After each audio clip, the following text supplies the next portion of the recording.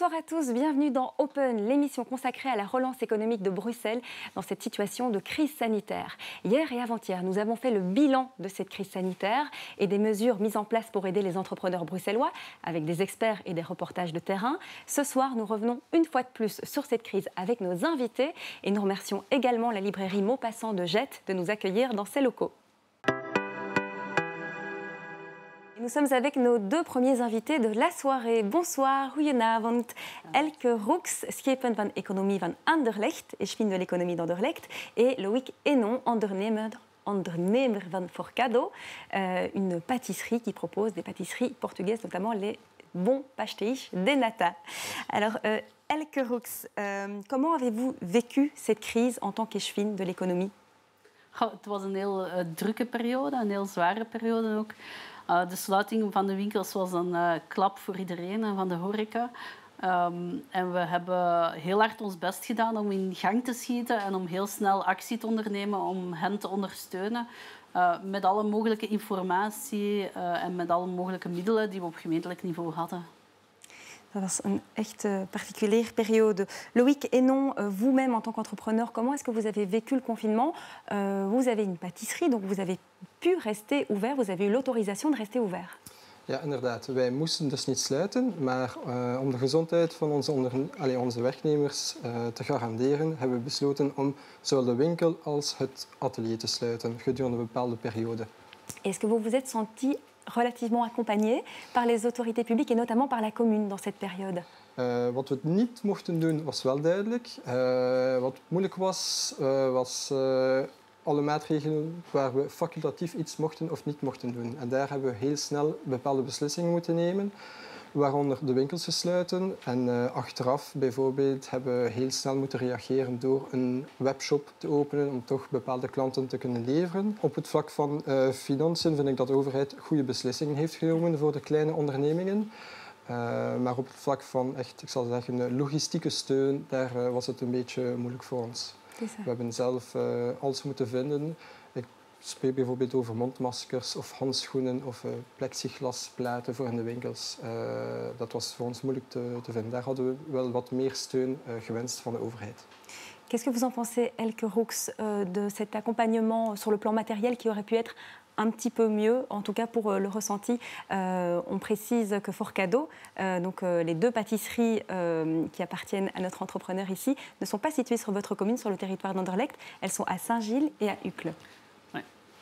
Ja, ik denk inderdaad dat het moeilijk was voor iedereen om bijvoorbeeld plexiglas te vinden. We hebben ook gezien dat de gemeentes daar heel verschillend op reageerden. En dat was voor ons het moeilijkste. Ik denk dat er geen periode is geweest waar dat we tussen schepenen van economie zoveel informatie hebben uitgewisseld. Omdat we ook de gemeentes de indruk hadden dat ze elk aan zichzelf waren overgeleverd om met de handelaars in dialoog te gaan en duidelijk te maken wat dat mocht om hen te ondersteunen, etc. Er was op een gegeven moment zelfs een beetje een opbod aan maatregelen.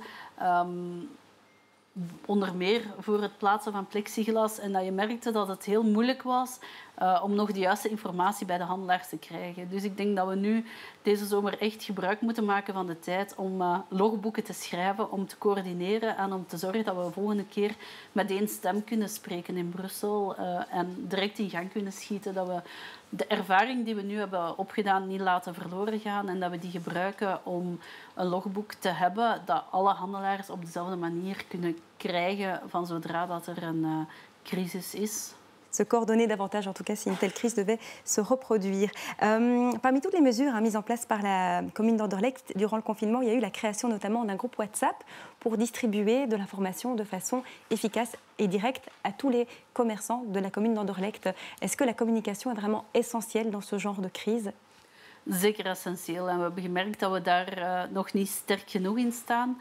We zijn bezig met de oprichting van een ondernemersloket. En ik denk dat een van de essentiële dingen daarin is directe communicatielijnen hebben met handelaars. Aan het begin van de crisis hebben we een brief uitgedeeld bij alle handelaars. Dat is heel tijdsintensief om die te brengen.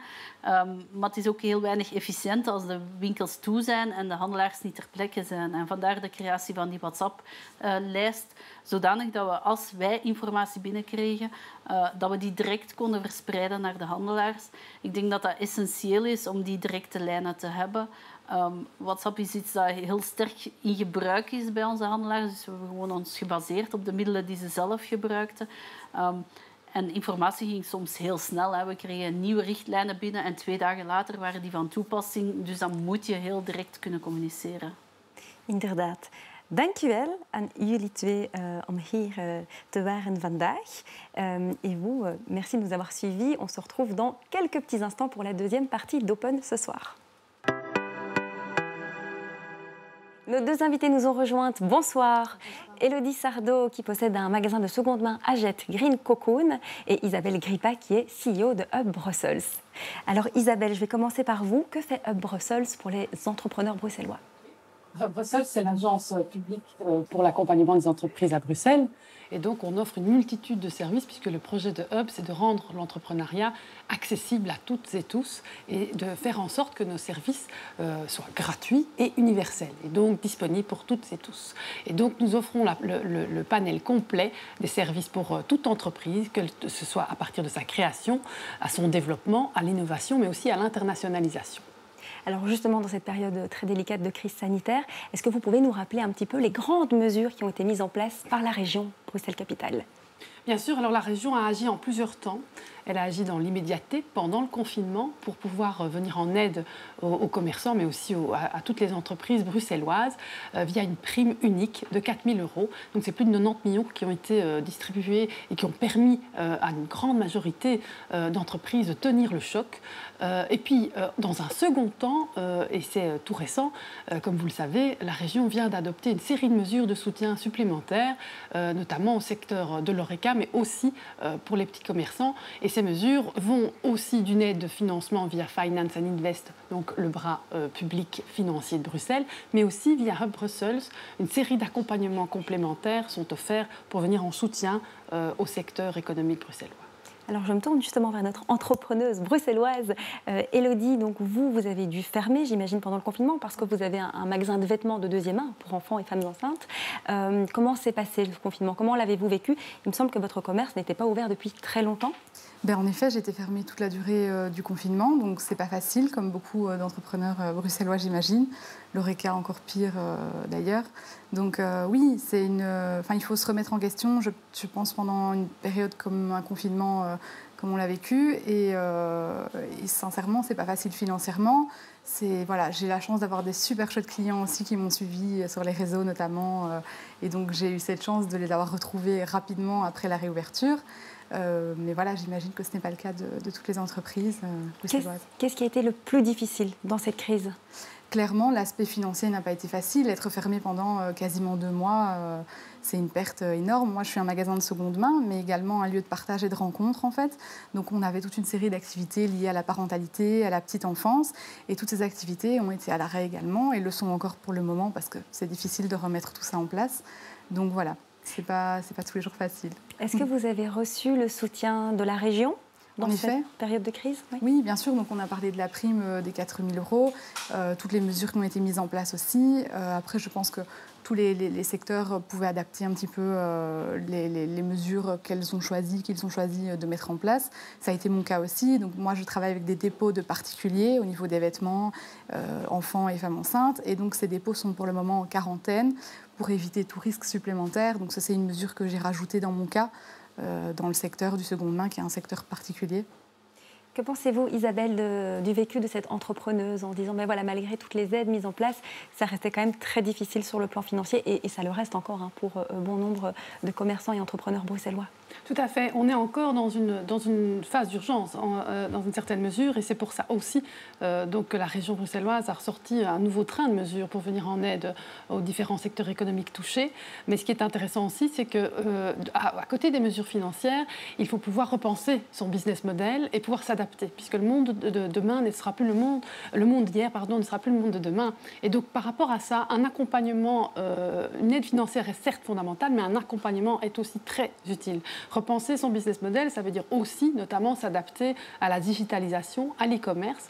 On a mesuré avant la crise du corona, 25% des commerces étaient équipés pour la vente en ligne.